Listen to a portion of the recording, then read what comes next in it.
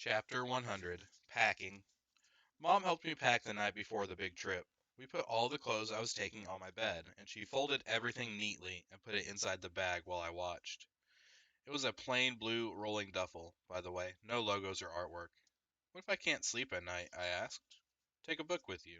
Then, if you can't sleep, you can pull out your flashlight and read for a bit until you get sleepy, she answered. I nodded. What if I have a nightmare? Your teachers will be there, sweetie, she said, and Jack and your friends. I can bring Babu, I said. That was my favorite stuffed animal when I was little, a small black bear with a soft black nose. You don't really sleep with him anymore, do you? Said Mom. No, but I keep him in my closet in case I wake up in the middle of the night and can't get back to sleep, I said. I could hide him in my bag, no one would know. Then let's do that, Mom nodded, getting Babu from inside my closet. I wish they allowed cell phones, I said. I know, me too, she said, though I know you're going to have a great time, Augie. You sure you want to pack Babu? Yeah, but way down where no one can see him, I said. She stuck Babu deep inside the bag and then stuffed the last of my t-shirts on top of him.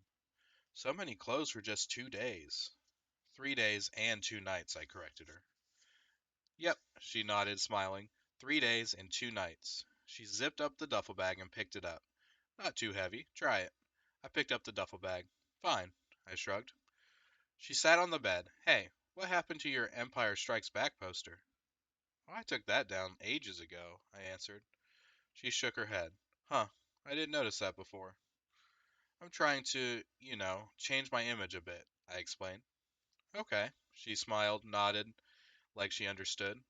Anyway, honey, you have to promise me you won't forget to put on the bug spray, okay? On the legs, especially when you're hiking through the woods. It's right there in the front compartment. Uh-huh. And put on your sunscreen, she said. You do not want to get a sunburn. And don't, I repeat, do not forget to take your hearing aids off if you go swimming. Would I get electrocuted? No, but you'd be in real hot water with Daddy because those things cost a fortune. She laughed. I put the rain poncho in the front compartment too. Same thing goes if it rains, Augie, okay? Make sure you cover the hearing aids with the hood. Aye, aye, sir, I said, saluting. She smiled and pulled me over. I can't believe how much you've grown up this year, Augie, she said softly, putting her hands on the sides of my face. Do I look taller? Definitely, she nodded. I'm still the shortest one in my grade. I'm not really even talking about your height, she said. Suppose I hate it there. You're going to have a great time, Augie. I nodded. She got up and gave me a quick kiss on the forehead. Okay, so I say we get to bed now. It's only 9 o'clock, Mom. Your bus leaves at 6 a.m. tomorrow. You don't want to be late. Come on, chop chop, your teeth are brushed. I nodded and climbed into bed. She started to lie down next to me. You don't need to put me to bed tonight, Mom, I said. I'll read on my own till I get sleepy. Really? She nodded, impressed. She squeezed my hand and gave it a kiss. Okay then, good night, love. Have sweet dreams. You too. She turned on the little reading light beside my bed. I'll write you letters, I said as she was leaving, even though I'll probably be home before you guys get them. Then we can read them together, she said, and threw me a kiss.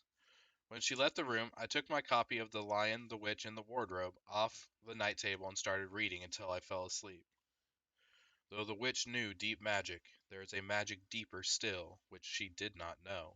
Her knowledge goes back only to the dawn of time, but if she could have looked a little further back into the silliness and the darkness before time dawned, she would have read there a difference incantation.